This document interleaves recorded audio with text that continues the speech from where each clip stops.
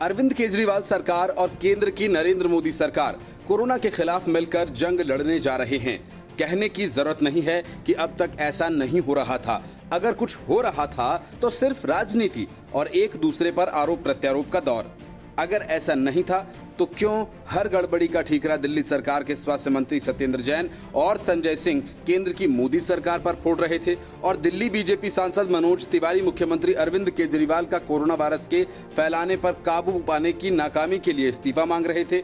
केंद्रीय गृह मंत्री अमित शाह भी अब दिल्ली को लेकर विशेष रूप से सक्रिय हो गए हैं और अरविंद केजरीवाल, उपराज्यपाल अनिल बैजल, स्वास्थ्य मंत्री हर्षवर्धन और एम्स के निदेशक रणदीप गुलेरिया के साथ मीटिंग के बाद 5 और अफसरों को दिल्ली के हालात सुधारने का टास्क दिया है। दिल्ली में कोरोना वायरस से मुकाबले के लिए टेस्टिंग्स और इलाज की सुविधाएं बढ़ाई जा रही हैं। सवाल ये है कि ऐसा करने के लिए किस किस बात का इंतजार हो रहा था। जब दिल्ली में दंगे हुए तो एक सवाल उठा था, दिल्ली वालों को दंगों से नहीं बचा सकती तो केजरीवाल किस बात के मुख्यमंत्री। ये सवाल फिर से उठ रहा है। सिर्फ फर्क ये है कि दंगों की जगह कोरोना वायरस है।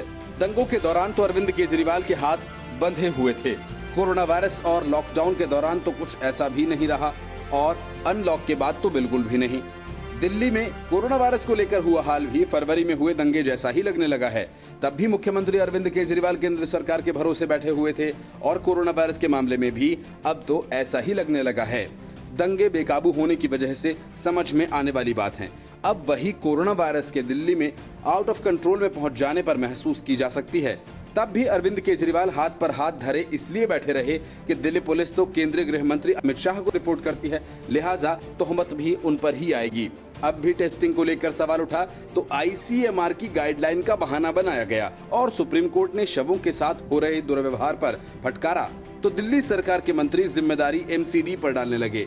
अरविंद केजरीवाल चुनाव जीतने की राजनीति में तो अब तक अव्वल आते ही रहे हैं, लेकिन सरकार चलाने के मामले में पब्लिक वेलफेयर से उनका दूर दूर तक नाता नजर नहीं आ रहा है। क्या दिल्ली चुनाव जीतने के बाद दिल्ली वालों को आई लव यू बोलने के बाद ऐसे ही काम की राजनीति की बात कर रहे थे? अब कोई बहानेबाजी नहीं चलने वाली है। भ्रष्टाचार मिटाने और लोकपाल बनाने के नाम पर दिल्ली में सरकार बनाने के बाद 49 दिन में भाग खड़े हुए केजरीवाल ने घर घर जाकर माफी मांगी तो दिल्ली वालों ने जी खोलकर बहुमत भी दे दिया। जब कार्यकाल पूरा होने को आया तो आखिरी दौर में चुनावी वादा पूरा करने में जुट गए और चुनाव रणनीतिकार प्रशांत किशोर की मदद से फिर से चुनाव जीत गए।